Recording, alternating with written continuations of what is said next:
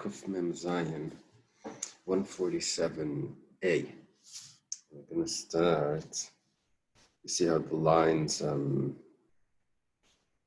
skinny to wide, 4 lines up from the wide lines. Kiyasa. We're discussing folding, wearing clothing that's folded on your shoulder. Wasn't being worn properly. So we're talking about making a hem and putting it up. Is that considered folded? Is that considered wearing? We called it a marzev. Anyway, Kiyasa Rav Dimi Amar, when Rav Dimi came, Rav Dimi was a traveler. So he said, Pamachas Yatz Rebbe L'Sada. Rebbe one time went to the field. And the 2 sides of his talus were on his shoulder. Sounds like the way we wear the talus. Amar Lefanav Yeshua ben Zeruz ben Chamav Shel Reb Meir. Yeshua ben Zeruz, the son of his brother-in-law?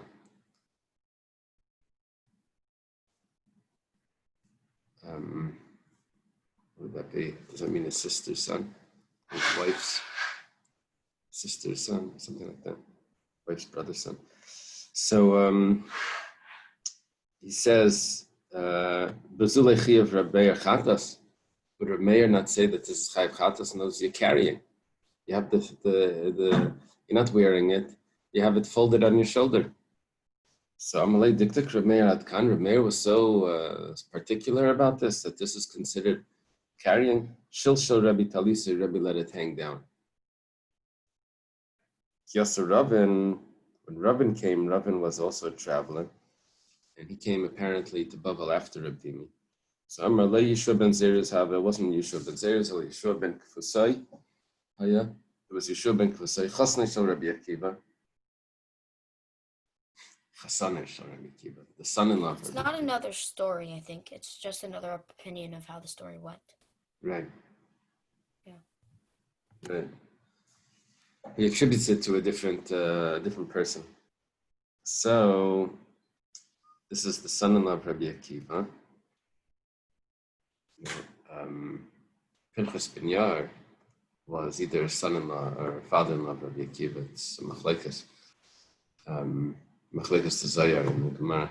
But here we have a son-in-law of Rabbi Akiva. Bezulechi of Rabbi Akiva Chatas. He tells Rabbi Akiva wouldn't say that this is Chayav Chatas. Amalei Diktik Rabbi Akiva Adkan. Rabbi Akiva was so particular about this that the talus can't be folded up. Shilsh Rabbi Talis, Rabbi let it down. Kiyasar Rav Shmuel bar Rabbi Yehuda Amar Nishal Itmar. When Rav Shmuel bar Yehuda came, are they saying that they're not allowed to have it hang the way we do it? Is that what it's referring to? Well, Taisvis over here discusses that it was actually tied up. The corners were crossed up, and so it was a little different. Whatever the case is, if it's the way of dress, then that would be acceptable. We had a rule before. Kol lahasnis, Rav Papa says, Kol adaitel knufa yaser. Anything that's to fold it up, it's aser. But if it's lahasnis, if it's to make it nice, then it's shari, and it would be allowed.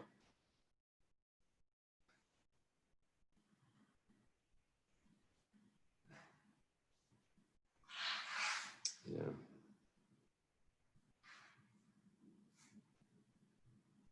Interesting. Okay. So Rav Shmuel bar Yehuda says Nishal Itmar. It wasn't really that they told him that you're not allowed to do this, that Reb Meir said this, or Reb Kiva said this. Rebbe was just asking, what would Reb Meir say?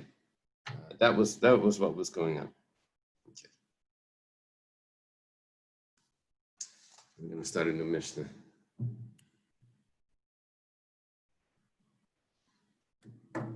Harechetz b'meimarim v'meitveria v'nestapik afilu be'esra aluntas. Someone that washed himself, means he bathed, in the water that's in a cave. I'm just going to explain that it's referring to warm or hot water. Made Tveria, in the springs of Tveria. And he dries himself off, even if he uses 10 towels. He should not take them by hand to wherever he's going. I'm not talking about carrying, that's not the problem here. The problem is just that he may squeeze them out. Now, if he uses 10 towels, there's not a lot of water in each towel. He uses one for his head, one for his arm, one for the, he's obviously not doing the laundry. So nevertheless, there's a problem of schita. He may squeeze it out even though there's not a lot of water in him. But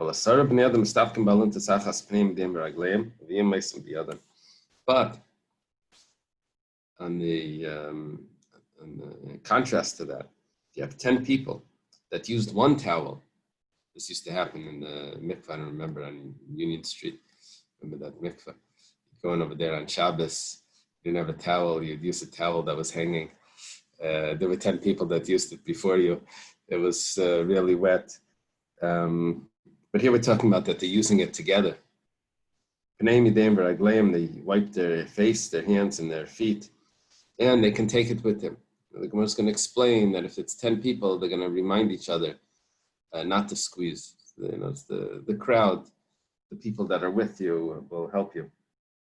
Okay, Sachen, you're allowed to put on oil, mamash machine, and that means a massage. You can't do it deeply, a deep massage. On Shabbos, you're allowed to put on oil. Not rose oil. Sorry? What kind of towels did they have back then? Was it something that was much more squeezable than what we have? I'm not sure. I don't know.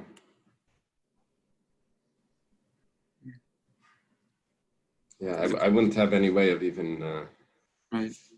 If we'd find the archaeologist, it's fine. I don't think it would be able to tell what's going to be left of it. But you can't do a deep massage. And you also can't scrape it off. It would have a scraper to scrape off the oil. You can't scrape it off.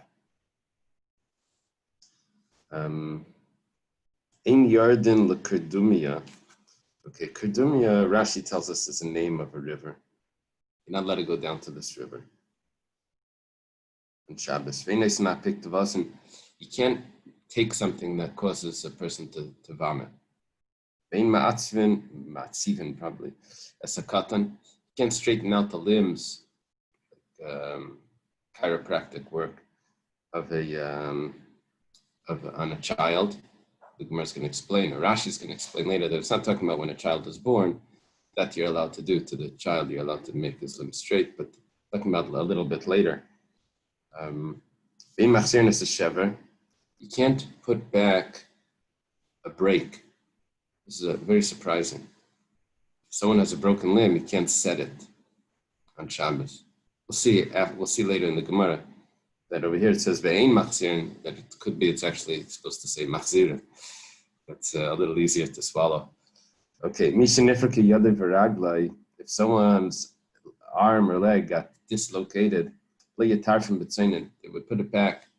It would, move it around in cold water, and it would go back into place. I have this with the elbow, I forget what it's called, with or the shoulder. The kids, it comes out. Nursemaid's elbow. Nursemaid's elbow. Yeah, they're like in terrible pain. And it's you just twist it and it goes back in. So twist it and flex it. You have to do both. Okay. So if it gets dislocated, then you shouldn't wash it in cold water. But you can wash as a person would wash it. And if it gets healed, it gets healed. Okay. Yeah, it sounds like you have to be strict about that. But it could be a child is considered a chayla sheyesh besakana, a little baby. I think we're more lenient with kids that are. I know for sure if it's under 2. I don't know otherwise. Okay. Let's see the Gemara. Ktani meimar dumya demei tveria. We learned 2 cases of what type of water a person's washing in and what issues there are with the towel. It gave the 2 examples were meimara and mei tveria. That was the example. Well, mei tveria we know is hot water. What about the meimara? Meimara means water from a cave. You think it's cool water because it's in a cave, but it says no. Meimar dumya demei tveria. Talking about water that's similar to the mei tveria. Those are the 2 examples. They're probably, if they're 2 examples, one next to another, they're probably similar. Ma mei tveria chamen ach meimara chamen. Both of them are hot, and it's in a cave because the cave keeps the heat. So, in harechetz, now we go further. We're now learning the Mishnah that we're dealing with hot water. It says harechetz. Someone that bathed, the Yebedin l'chatchilalai, it's telling us that he did it. Doesn't tell us he's allowed to. Doesn't say reichitz adam. So michlal, this would imply that you're really not allowed to wash in hot water on Shabbos. But that implies that hot water is to bathe is a problem. The bathing in the hot water is the problem. But to take hot water and pour it over your body is not a problem. It also could have told us that and it could have told us that if someone poured hot water over him, which wasn't allowed, could have said told that to us. It didn't say that. It says he bathed and it wasn't allowed. It didn't say it wasn't allowed, but the fact that it says it in a someone that already did it in the past, not lechatchila, you're allowed to. So that tells us that it's not allowed. But it only told us a case of bathing. It didn't tell us a case of like showering, of pouring the water over him. It sounds like you're allowed to pour hot water over the entire body on Shabbos. Mani, who holds that? Who holds that you're allowed to use hot water? We're not heating the water. We're talking about the water was hot from before. But who holds you're allowed to pour hot water? Reb Shimon. That's Reb Shimon. The Tanya lo yishtatev hadamei mechamed b'mitzin of Reb Meir. Reb Meir holds you can't wash, can't shower in hot or cold. Reb Shimon matter. Reb Shimon says you're allowed. Reb Yehuda holds that hot water is not allowed and cold water is allowed on Shabbos. And in our Mishnah, we're dealing with hot water, so it's not Reb Yehuda either. Okay. It says, that he can dry himself, he dries himself even with 10 towels, but he still can't take them in his hand because he may end up squeezing it. Reisha Rabusa Kamashmalan v'Sefer Rabusa Kamashmalan. There's a chiddush in each of these cases. There was 10 towels that one individual is using. That's case number 1, it's the Reisha. And then there's 1 towel that 10 people are using. That's case number 2. That's the Sefer. And each one has a chiddush. The 10 towels that the one person is using is asur to take in his hand. And the 1 towel that the 10 people use, which is even more wet, is mutter. We're saying that there's a chiddush in each side. Reisha Rabusa Kamash Mulan. What's the chiddush?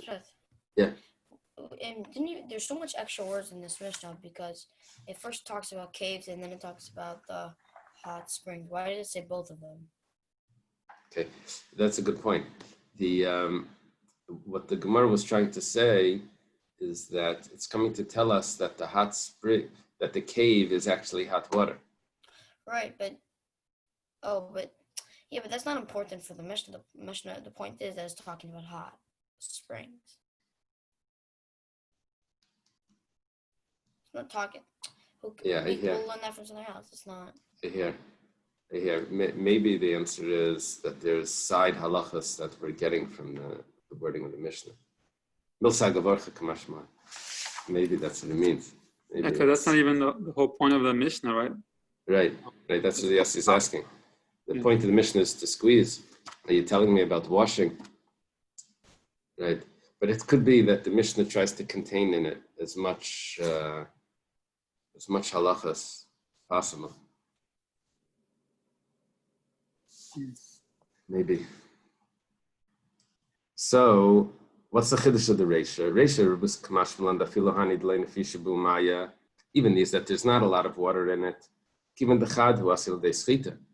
But because he's an individual, and there's no one there to remind him, so he's going to come to squeeze it out. Sefer Abusa Kamash Malan, and the Sefer is also a chiddush, the end part of the Mishnah. What does it say? It says that if there's 10 people, they can use one towel. Afilu hani de nefisha b'maya. Even these, maybe the people, that there is a lot of water in it. But since there's a group of people there, they're going to remind each other not to squeeze on Shabbos. They're going to be more careful. Other people around. It means other people around. We get frummer. If someone's watching, make the bracha carefully. I have to do this carefully. Yeah, it's one of the problems of the social distancing. Okay, Tana Rabbanan. It was taught in a brayso. A person can dry himself off with a towel, and he can leave it by the window. The window is, I guess, on the wall of the bathhouse. Is he really allowed to go into a bathhouse? I know there was a gzeira before the gzeira, after the gzeira. There could be ways of explaining this. However, whatever you do, there's a problem of squeezing. It says you have to leave it there. Don't give it to the attendants. They are suspected on this matter. What's this matter? Squeezing. They squeeze on Shabbos. Reb Shimon Oimer mistapik ba'aluntis achas mevia b'yad l'teich beisei, and you're allowed to take it home. Now,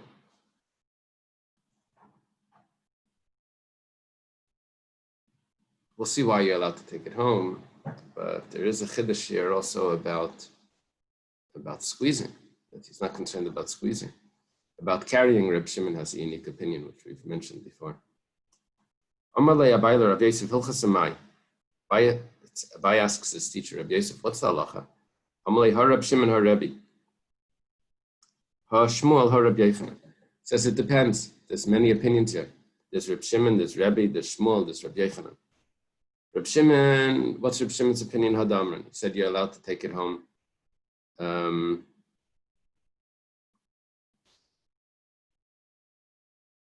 Said you're allowed to take it home. Rebbe, what's Rebbe's opinion? The Tanya Amar Rebbe. Rebbe says, Kashayina lamedim Torah etzel Reb Shimon b'Takaya. When we were studying Torah by Reb Shimon, it's interesting, Rebbe was a student of Reb Shimon. And we learned by his father. He was a friend of Rebbe Elazar bar Shimon, right? Rebbe Elazar bar Shimon and Rebbe Yishmael and Rebbe Yossi were friends. Okay, he's when he learned by Reb Shimon in Tekoya, Malin Shemin Valuntis Mechatzel Legag Megag Lekarfish, Lekarfiv Hashina Magin Eitzel Mayim Shina Reichzenbay. We would take a towel and oil from the courtyard to the roof to the open area, actually an enclosed area, a large enclosed area, until we came to a spring that we would wash him. So this is interesting because he's now quoting what Rebbe said, what he used to do by Reb Shimon. And we said already what's Reb Shimon's opinion. How do you know this is Rebbe's opinion? So Tosfos discusses this. He says probably if Rebbe said this over, it's probably because that's how he held. And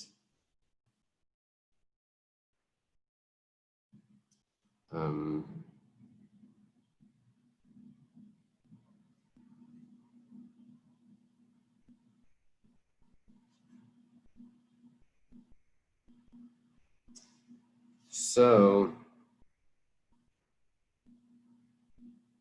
okay. I'm sorry, Tosfos discusses that a student wasn't supposed to bathe together with his teacher. So, except there was a shamash, there was one student that was needed by the teacher, that would be different. He would bring it in, or whatever. So they would take turns helping the teacher. So they would come to the spring and they would carry the towel. How they would carry the towel and the oil? So it says they would carry it from the courtyard to the roof to the open area. You see, if there's no Erev meaning food that's set aside to turn the courtyard into one family, so you're not allowed to take any items from the house into the courtyard. But in the courtyard itself, items that were always in the courtyard, those you're allowed to move around the courtyard. Reb Shimon holds that if you don't take it into the living area, which means the house, you can go from the courtyard to the roof, which is also not the living area. And from the roofs, you can go to other roofs, as long as it's not through Rosh Hashanah.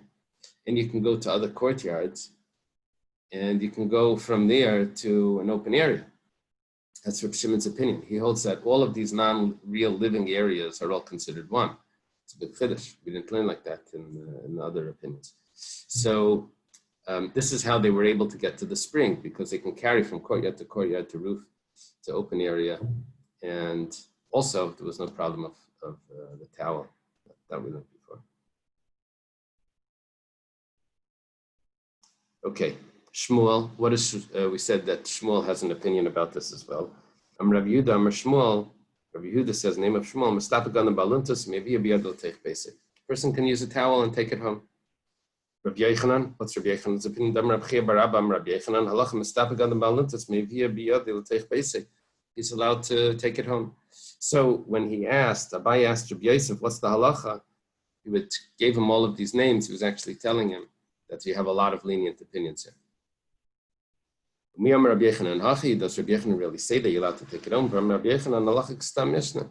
But halacha is like our mishnah, like anonymous mishnah. And our mishnah is anonymous mishnah. Utanan nestapagadam besalintus layavim biyadei. If a person used even 10 towels, he can't take it home. Dr. Stein has a solution. You have the towel that you put your arms through, then you can wear it home.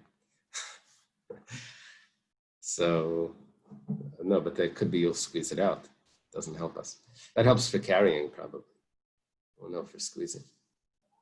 So, but the Mishnah says there's a problem of squeezing.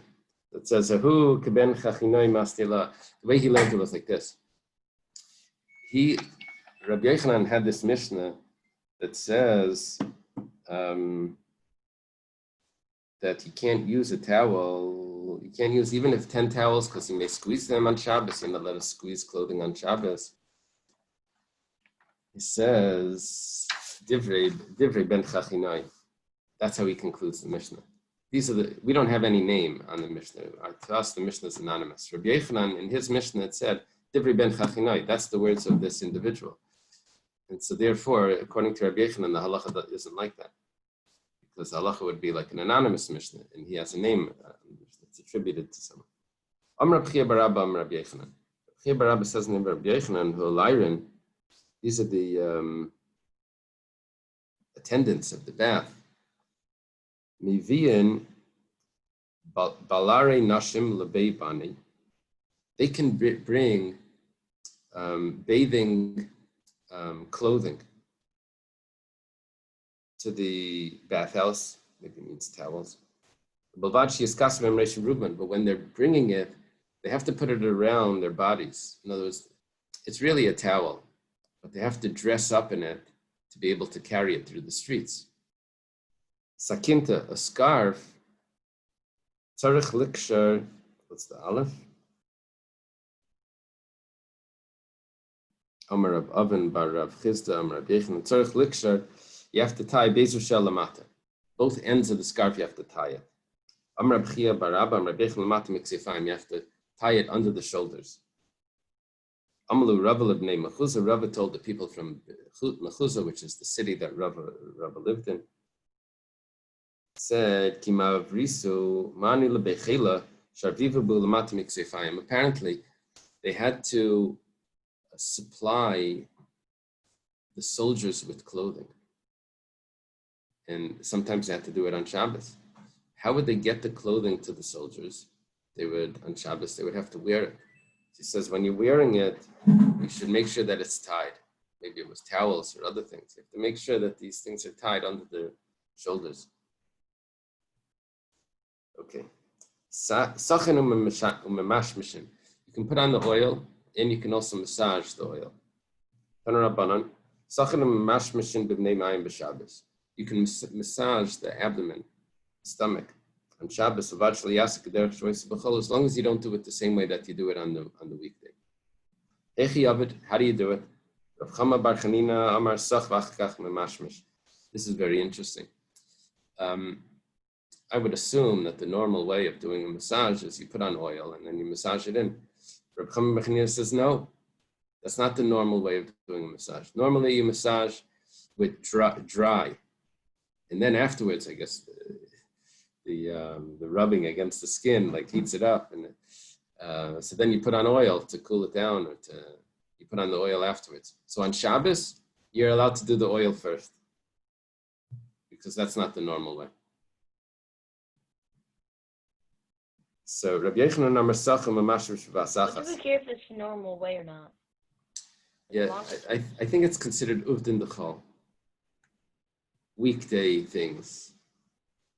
We don't want you to do it in a regular manner, just like a regular weekday activity. We want you to do it differently. I'm sorry? So it should be Shabbos stick? Yeah. Yeah. So, now there's two interpretations here of Rabbi Yochanan. He says that you can put on the oil and massage at the same time. I saw another pshat. What it means is that you put on the oil on one limb and you massage that limb. Normally in the weekday, you would cover the whole body in oil and then you massage whatever limb by limb. But here, what you do on Shabbos is you just put on oil on one limb, massage that limb. Put on oil on the next limb, massage that limb.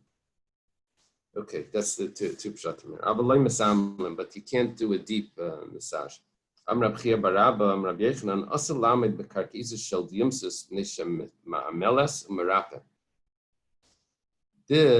looks like we're dealing, what's wrong with the deep massage?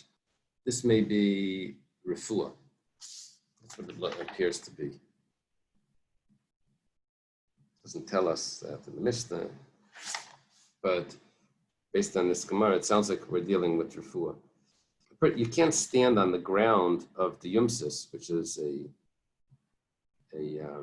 river that had salty water, and the floor was warm, and it would have healing properties, some sort of spa or spring. Rashi says that the river is warm and it's salty mud. Salty and what? No, the salty mud. Salty mud. And the river warms the body. So it's like one of these spas. You can't go over there because it's healing. It's a therapeutic bath. Amar Rav Yehuda, Amar Rav, Kol Yomei Shel Yumsis Esrim V'Echad Yom. All the whole time span that you would use this bath was only 21 days of the year. It's the only time that it would actually work. That maybe otherwise it was too hot or too cold or whatever. What didn't have the same mineral properties. But Atzeres Min Haminion in Shavuos is one of those 21 days. Gemara asks, Atzeres Lahagisa Lahagisa. Is Shavuos the beginning of the 21 days or the end of the 21 days? Tashemad Amar Shmuel. Come and listen. Shmuel says, Kulu Shekaini. All of the medicinal drinks, from Pesach till Shavuos, that's when they're helpful. Okay, so what are we seeing? That the end of the 21 days is Shavuos. It's really 49 days. But whatever the case is, it's in between Pesach and Shavuos that this is going to work. When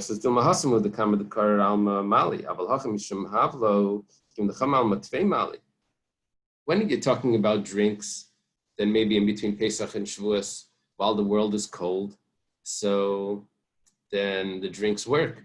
But when you're talking about a bath, spa, maybe when the world is warmer, it helps more. So maybe Shavuos would be the beginning of the 21 days, not the end of the 21 days. Amar Rab Chelbai, Chamra de Purgaisa, the wine of Purgaisa, which is an area in Turkey area, Asia Minor, Umaya de Yumsis, in the water, these spas of the Yumsis, Kipchu Aseres Hashvatim Yisrael, they deprived the Jewish people of the 12 tribes. Apparently the 12 tribes were, the 10 tribes, 10 tribes were exiled to this area, and they left the religion. They became assimilated because of these the drink and the spas. And then they got lost. Rabbi Elazar ben Arach ended up going to this place. Imshich Basrayu. Yeah, there's another source. Yitzi showed me. There's another source that he went to this place because his wife encouraged him to go. Orlando. Yakir Talmudei. He forgot his learning. He had Asa, when he came back, Kam Lemikir B'Sifra. He got an aliyah. He came to read from the Torah. He was supposed to read Achedesh Zelachem, which is one of the sections about Nisan is the first month. Amar Hacheresh Hayalibam. Instead of reading Achedesh Zelachem, he read Hacheresh. The word Chedesh he read as Cheresh, and instead of Lachem, he read it as Libam.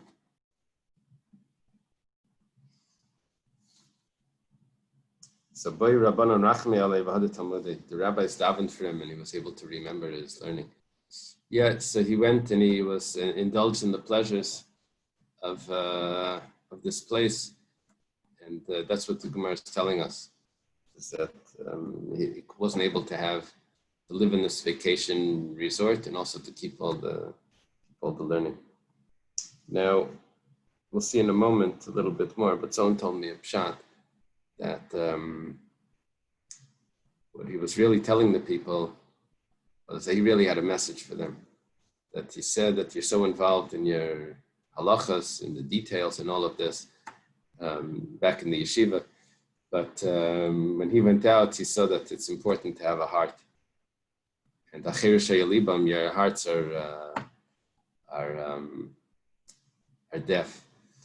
So yeah, Yitzi pointed out also on Shabbos that he's the one that said Leiv Tov in Pirkei Avos. Okay. Lahainu Ditnan, and this is what was taught in the Mishnah. Reb Nerai says you should exile yourself to a place of Torah. Yassi, then maybe Brunois. And don't say that it's going to come to you. Because your friends will establish it in your hands. And don't rely on your own understanding. Yeah. Tana was taught in a Braisa, Reb Nerai Shmuel, Reb Nechemia Shmai. His name isn't really Reb Nerai, his name is really Reb Nechemia. Amila Reb Elazar ben Arach Shmai. Some say it's really Reb Elazar ben Arach. Oh, that fits very well. He's the one that says this after he learned. Why is he called Reb Nerai? Sheman Yareini Chacham B'Halacha. He illuminates the eyes, the sages in Halacha. Other sources is Reb Nerai is really Reb Meir. But this Gemara doesn't say that. According to this Gemara, it answers a very big question. Gemara says, there's a contradiction. In one place, Reb Meir says that Eini Melamed es Bnei L'Torah. You have to teach us. I'm only going to teach my son Torah. Another place, Reb Meir says, one's Reb Neiroi, one's Reb Meir. It says, if you don't teach your son a trade, it's as if you taught him to be a robber. So how does that fit? One's Reb Meir, one's Reb Nerai. If Reb Meir is Reb Nerai, then it's the same person. So according to this Gemara, Reb Meir is not Reb Nerai. Reb Nerai maybe not be Reb Nerai himself. Maybe Reb Elazar ben Arach or someone else, but it's not Reb Meir. That answers that problem. Okay, now it says Avalei Miskarim, but you can't scrape. You can't use a scraper to scrape off the oil. This may be to scrape off the oil, and maybe sometimes they use like a type of brush. It scrapes. It's supposed to be good for the circulation or something. But that could be a weekday thing. I'm not sure. Maybe it's like a metal scraper. You can't use one of these scrapers on Shabbos.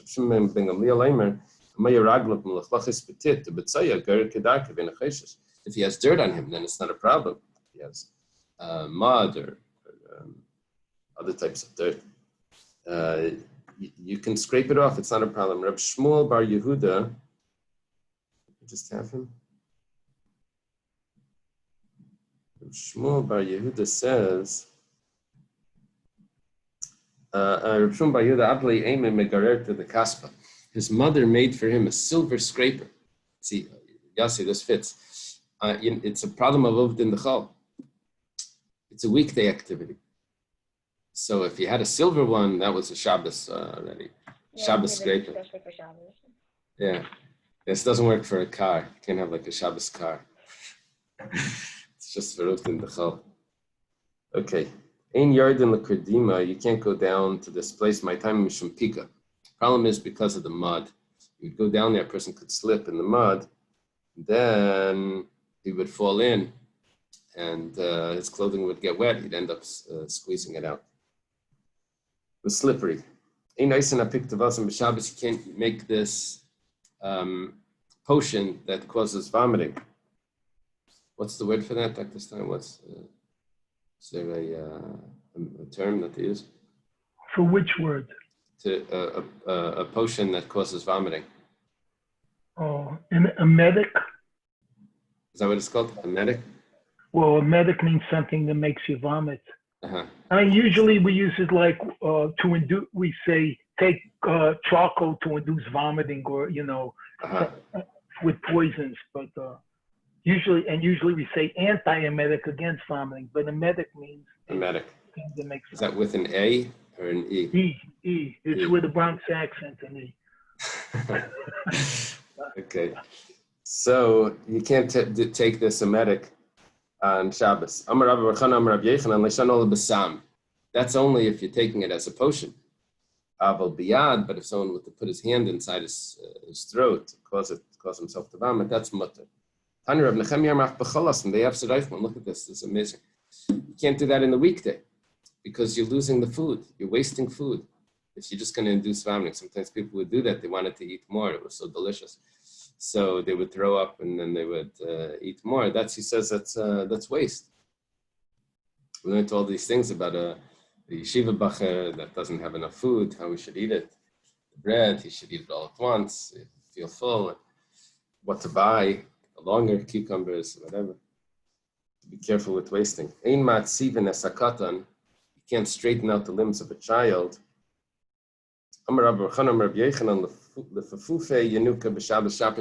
to wrap him up, to swaddle. You're allowed to swaddle him. But it says he can't straighten out the limbs, and to swaddle would be to straighten out the limbs. It says Hassam, over there, you're straightening the bones like a chiropractor. The bones of the spine, you'd be working them out and all of that. That you're not allowed to do, but just to keep his bones straight, that's not a problem. Rashi over here says, it's talking about Lachar Zman, after he was born. On the day that he's born, then it's allowed even to straighten out the bones. Sometimes the baby comes out through the birthing. It's twisted this way, that way, and the doctors straighten out. Okay. Now it says, you can't return a break. You can't set a broken bone. You can't put it back into its place. Amar Rav Chana Bagdasa, Rav Chana, I guess from Baghdad. Bagdasa says, Amar Shmuel, says the name of Shmuel, Halacha machzir nesa shever. The halacha is that you can return a break. You can set it.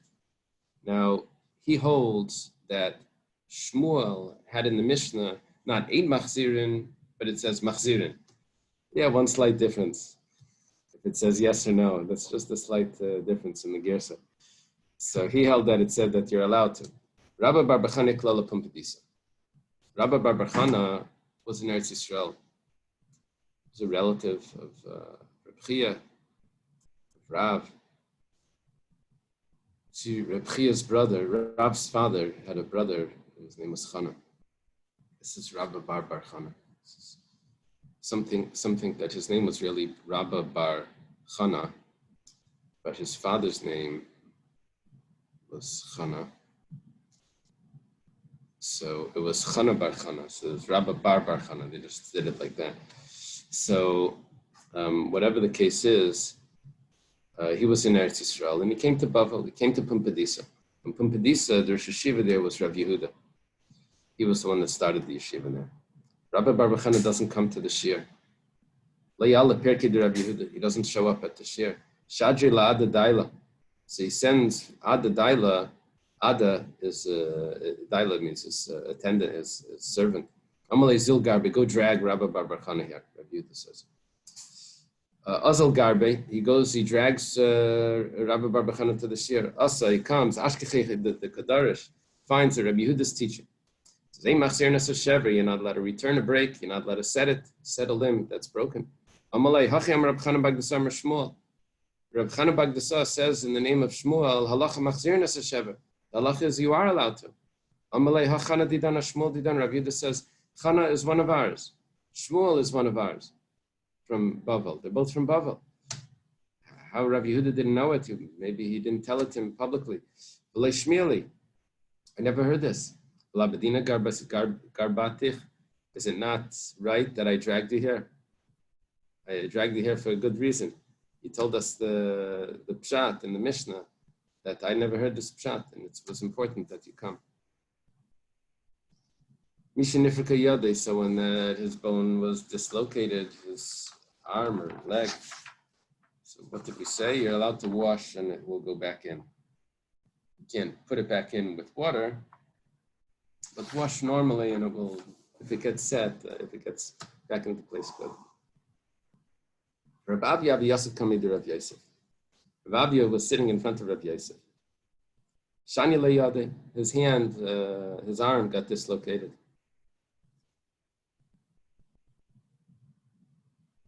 So, Amalei Hachimai, he tells to Rav Yosef, am I allowed to twist it like this? Aser. V'hachimai, what about twist it like that? So, Amalei Aser. Adahachi Yitpach Yade, while he's asking the questions, his hand goes back, his arm goes back into place. Amalei Maiti Ba'ilach, what was your question? Batanan, Mishnifika Yade Iragli, Yitar from Bitzain and Aval Rechetz Kedarkim, and Misrapa and Nisrapa. It says in the Mishnah. You're not allowed to set it directly, put it back into place. But you can wash. And while in the movements of washing, if it goes back in, then it's fine. One second. The Mishnah said you're not allowed to set a bone. And then we said, Reb Chana Bagdasa says that that's not what the Mishnah really says. It really says you are allowed to set. So when it says you're not allowed to put back a dislocated limb, maybe it means you are allowed to put it back. You're going to put it all in one weaving, weave it all into one cloth. It says, it was said in one place, yes, in one place it wasn't said that. So you only have that returning the bone that was broken, that you're allowed to set. It doesn't say you're allowed to return a dislocated limb. Okay, start a new parak. This is interesting. Person is allowed to borrow from his friend a barrel of wine, a jug of wine, a jug of oil, but he can't say, lend it to me.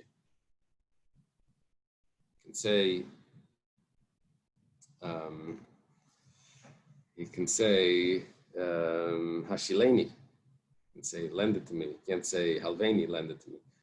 Usually, I don't know what the difference is. I would like to say, borrow me.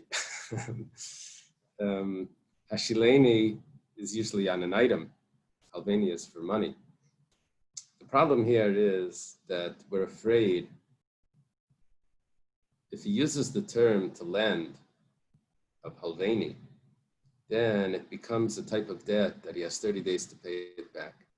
And there's a concern that he may write it down. Was he supposed to remember he lent him something 30 days ago? How's he going to go collect it or whatever? He's going to write it down. So he says, you're allowed to borrow. There's no problem with borrowing. But once you use the term halveni, then we're worried that he's going to take out a pencil and write it. And a woman can also borrow from her friend loaves of bread, chalas. If he doesn't trust him. So, you leave your talis there. Sounds like it's on the way home from shul. But a talis doesn't have to mean a talis. A talis can mean any sort of cloak, jacket. You leave it there, and that way the person will has an item that he can use as a collateral. What happens if Erev Pesach he needs a sheep? It's Shabbos.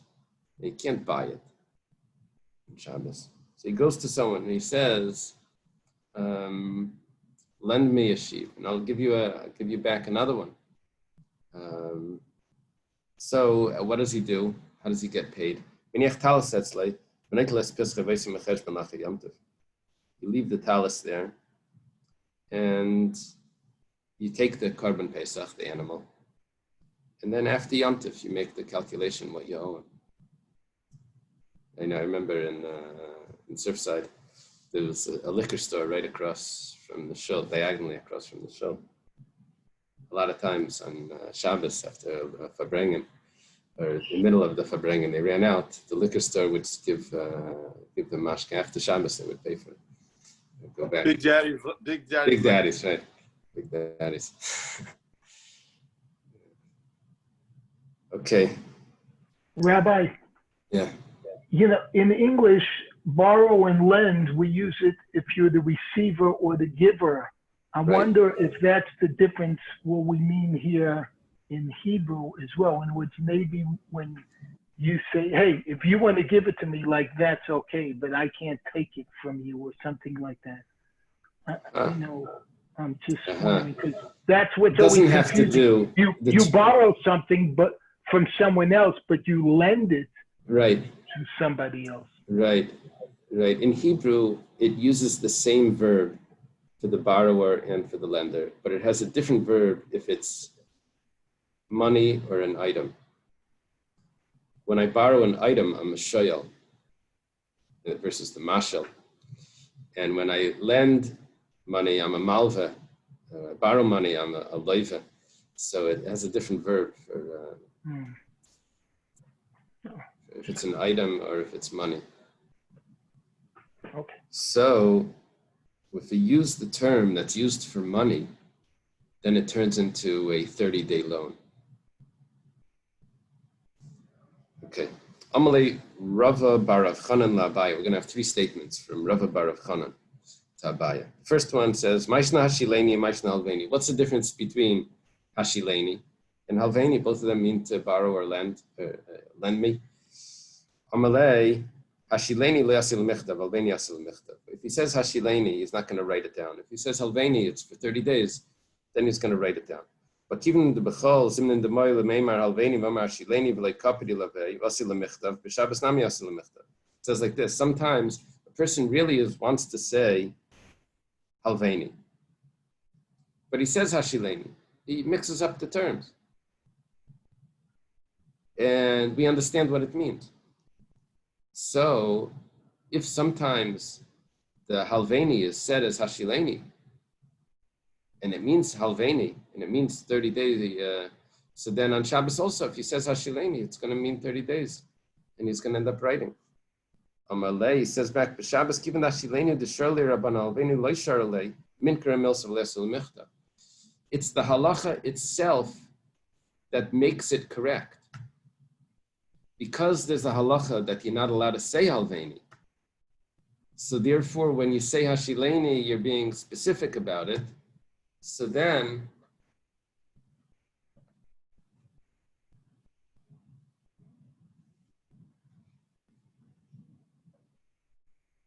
So then he means specifically Hashileni, and then it's not a problem because he's not allowed to say Halvein.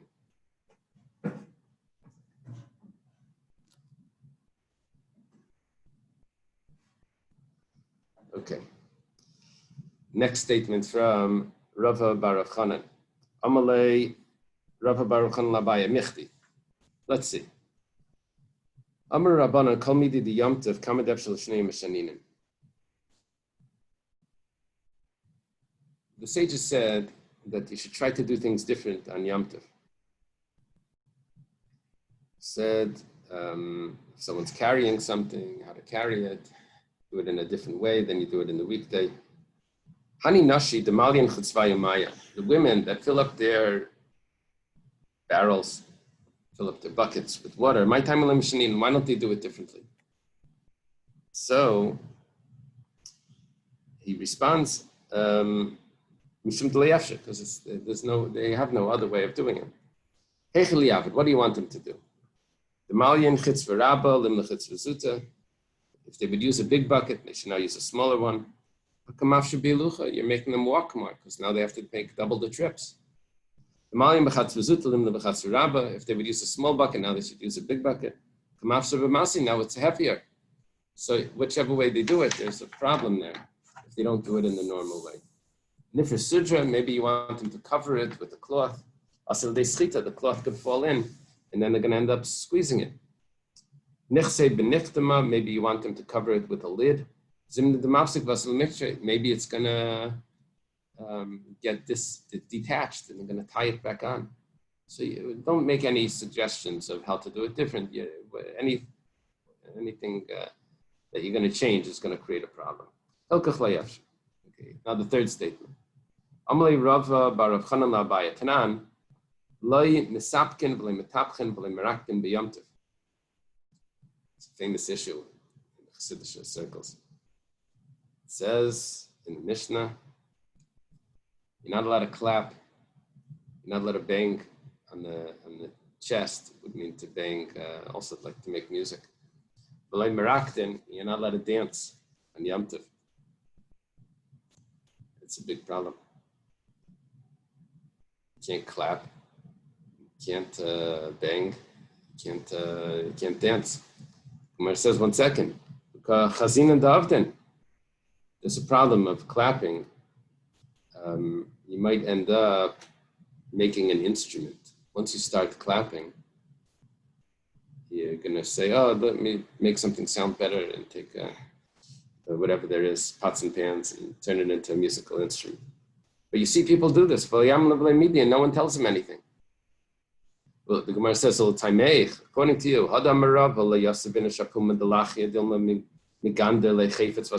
we had this once before, a person shouldn't sit at the entrance of a mavoi by the lechi, because something may roll out of his hands, and he'll reach back and take it from outside the mavoi, they'll bring it in. And the problem is,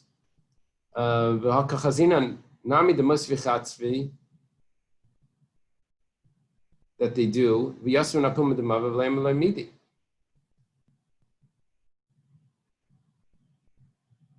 see that they do this.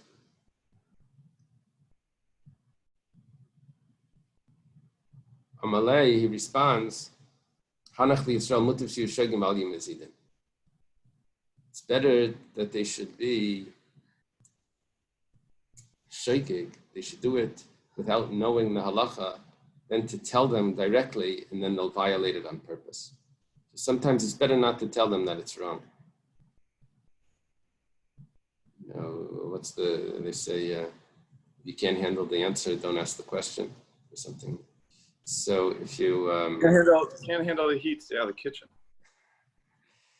So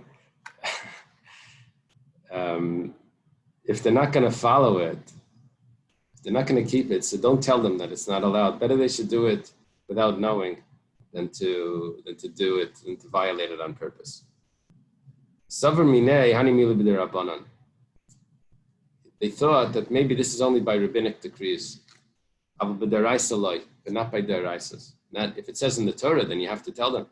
It says v'lohi, but it's not so. It applies to both the rabbinic and biblical laws. And what's the proof? Because Yom Kippur is one day, it's 24 hours.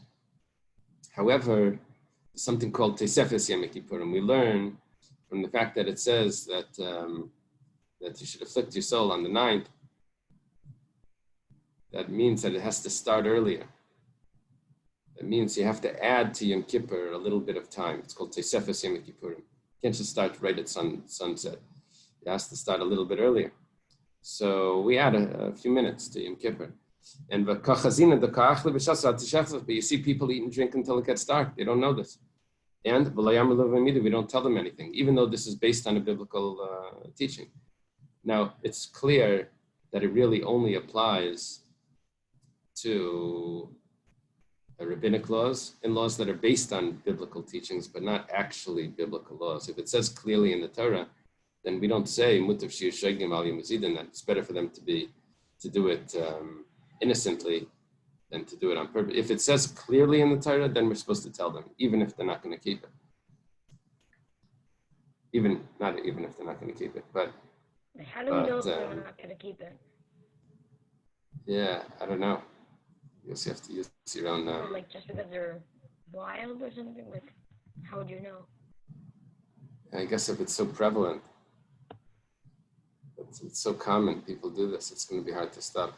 There was a story, there was a rich man, this Rebbe, one of the Vishnitz Rebbes went to him, he wanted to ask for tzedakah. So he goes to his house and he was all honored, he invites him in, he sits down over there.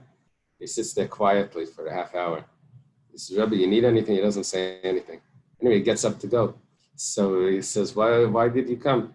He says, same way there's a mitzvah to say things that are going to be heard, there's also a mitzvah to not to say things that won't be heard. I heard that stories with Chafetz Chaim. Oh, okay. So he said, I was going to ask you for money, but I know you're not going to give, so I didn't say anything. So I hope the end of the story is that he gave. So, okay. Yeah. Rabbi Wein says that there was a Maggid that would come to town and he had 2 suitcases. One was a suitcase of stories and the other suitcase had names in it. So before his speech, he would pick out a story and from one suitcase and he'd pick out a name from the other one and then just to match them up. Okay. Now it says, a woman borrowing from her friend loaves, chalas. So, same story, that you can say, I want to borrow, but you can't say halveni. The Gemara says, Shabbos Daf. 1 second, there's a big problem here. You're allowed to do this, on Shabbos you're not allowed to do it. In the weekday you're allowed to borrow from a neighbor loaves. What are you going to return? It sounds like a Mishnah doesn't call like Hillel. The Tanana was taught in the Mishnah. There's a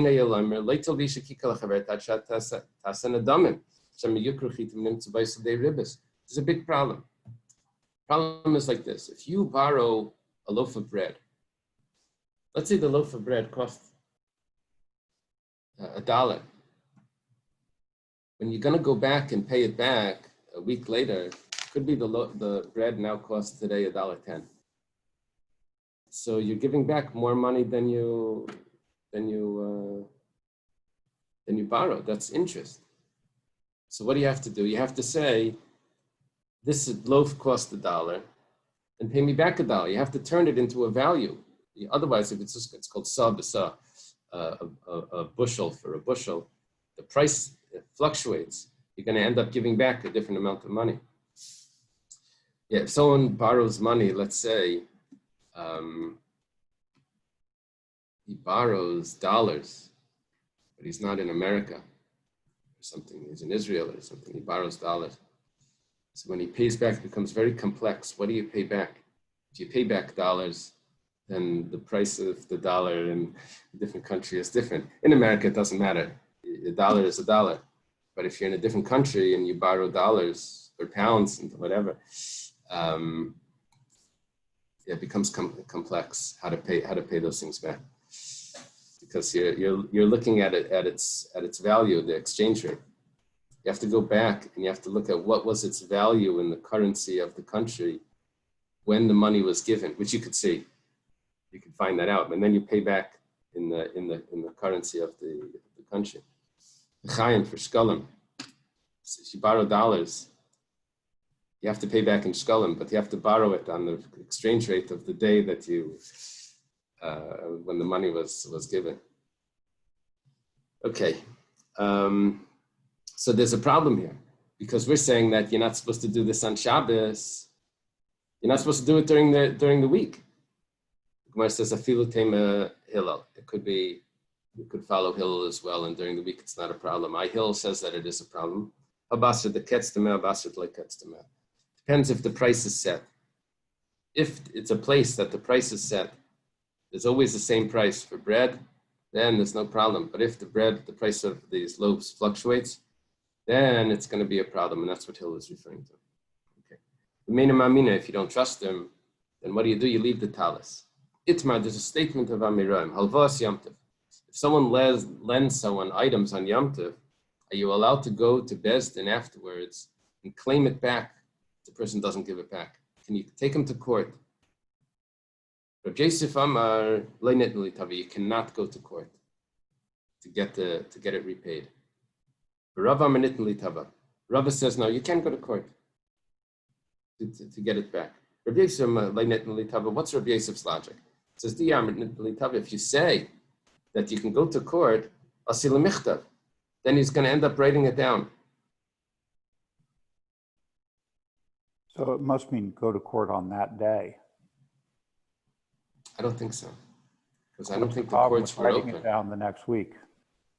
I think if he's going to know that he's going to be able to claim it later, and he's going to have in mind that he's going to go to court to get it back, then he's going to write it down on the spot. I think that's what the Gemara means.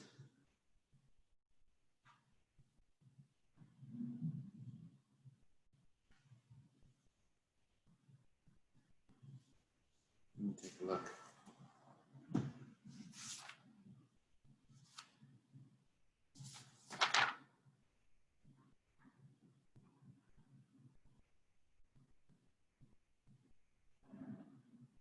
He writes it down in his ledger.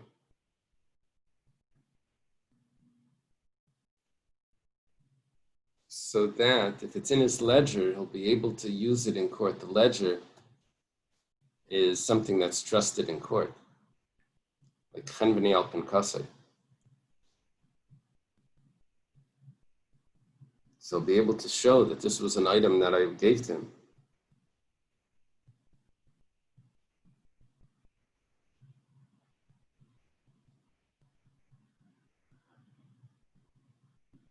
It has to be the type of lending that's also a gift. Like two conditions. You have to use the right language, and it also has to be like a gift that if the person doesn't pay it back, then it's finished. They say never lend money to a friend. You might lose them both. No, that's not a Jewish, it's not a Jewish statement. Okay. So the problem is that he may end up writing. Rabba says it's the opposite. You have to be able to claim it back, because if you can't claim it back, then the person's not going to lend it, and then he won't have items on Yom Tov. It's gonna take away from him the pleasures of Yom Tov, because he won't have his needs. Tanan, it was taught in the Mishnah. If he doesn't trust him, he leaves the talis there as a collateral. If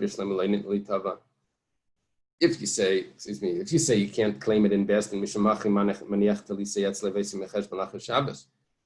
say you can't claim it in Beis Din, in court, that's why he leaves the talis. But if you go to court to claim it,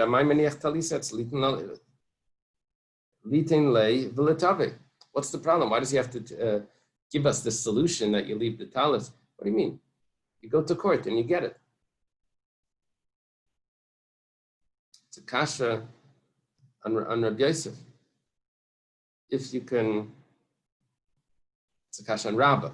If you can claim it in court, then why does the Mishnah have to tell me a solution of leaving the talis? Amar, the Gemara answers that the person says, I don't want to have to go to court. That's such a schlep. To get it back, I'll keep the talis. And that way I'll just deal with him outside of court. Masav Ravidi Baravin. Ravidi Baravin has a question. Sheikh the Sapara, very interesting Gemara here. Interesting case. Talking about Shemitah. What happens if someone borrows money when Shemitah comes, so the loans get absolved? He doesn't need to pay it back. When does it get absolved? On the last day of the 7th year. The last day of the 7th year is Erev Rosh Hashanah. Now, Rosh Hashanah is either 1 day or 2 days. It depends on if Elul is 30 days or 29 days. Someone slaughters a cow and he divides it up, the meat, on Rosh Hashanah. Okay? The people are supposed to pay him for it. So, like, he gives it out and they're going to pay him back. Now, if it's a Chodesh Mubar, if really that month of Elul had 30 days, Mishamet, they don't have to pay him back because that was the last day of the year. And the loan is absolved. And if not, if it's Rosh Hashanah, then it's the first day of the new cycle. He has 7 years to collect it. So, the Eloi Nitali Tava, now the Gemara has a question like this. What are you telling me, Rabbi Yosef? That a loan on Yom Tif you can't claim in court anyway. My Mishamet, what are you telling me that the loan gets absolved? You really have no collection power anyway.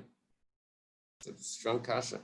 Gemara says, Shani Hassam, the Iglay Milsa, the Chalu. No, what are you talking about?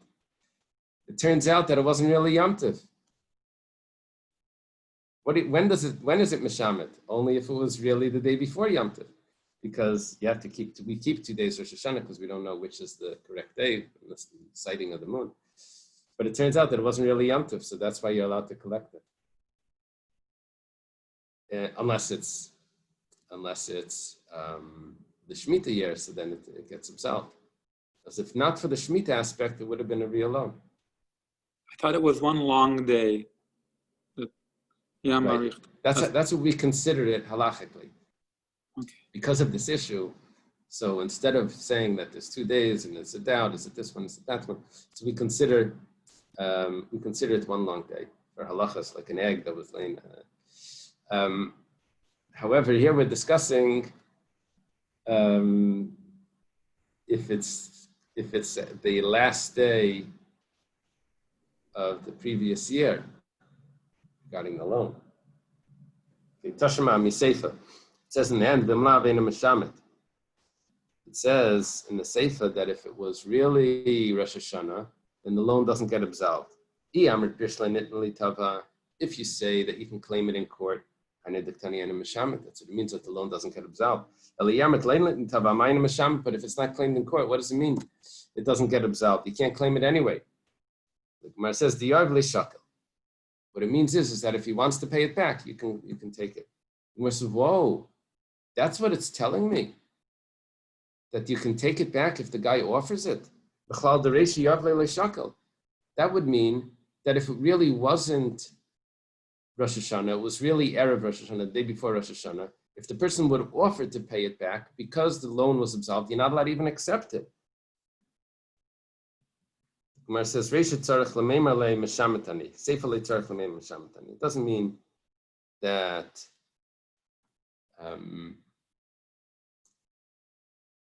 he's not allowed to accept it.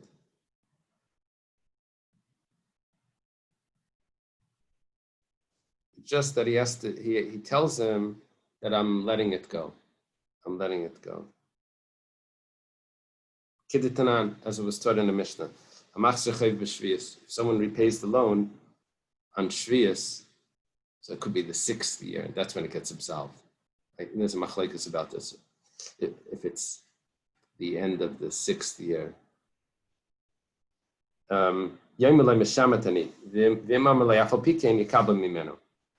If a person says he's coming to repay the loan, and the guy says, "Mishamatani, I don't need the money back. I'm absolving.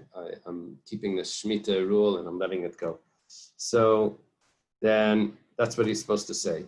But if the guy says, "No, I want to pay you anyway," you can accept it. So Shneimar said, "Dvar hashmita." This is the words of the Shemitah. Dvar means the matter, but we're playing with it. It means the words that it's really the saying of, I'm letting the loan go. That's the halacha. Even if you're going to accept it, you still have to say that it's Shemitah. Rab Avya shakal mashkuna. Rab Avya would take a mashkin when he was lending the loan, when he was lending the food items on Yom Tov. Rab Bar Ula Mara Marume. Rabbi Bar Ula would not take a mashkin at the time of the loan, but if he saw the person wasn't paying him back, he would go and surely would take his, when the guy took off his hat, he would take his hat. Says, if you want it back, it was a little trick. So I'll give it back to you, but you have to owe me for that. Okay.